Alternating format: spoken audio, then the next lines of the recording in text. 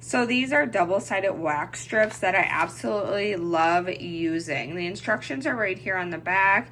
It just tells you, to test the area. These are really good for sensitive skin. I do have sensitive skin, so I really, really like these. You'll get 40 strips, which is 20 strips, but they're double-sided, so 40, and then you get 4 finishing wipes. Here's what the strips look like.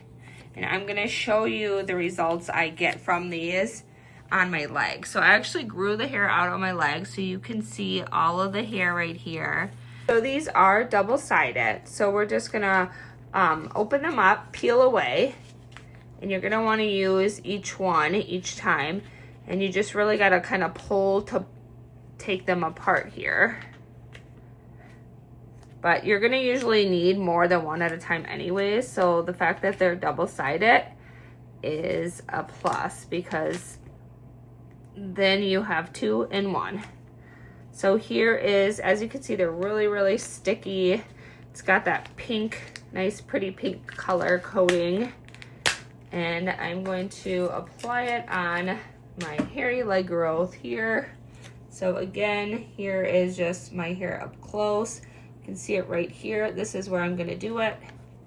So I'm gonna put these on and I'm gonna go down and go rub that on there. And then you just wanna push firmly down. Make sure it's on there nice and good. And then when you pull up, you're gonna pull up quick and you're gonna pull up in one swipe. Now the instruction says separate the strips slowly. Smooth the wax directly onto the skin in the direction of the hair growth.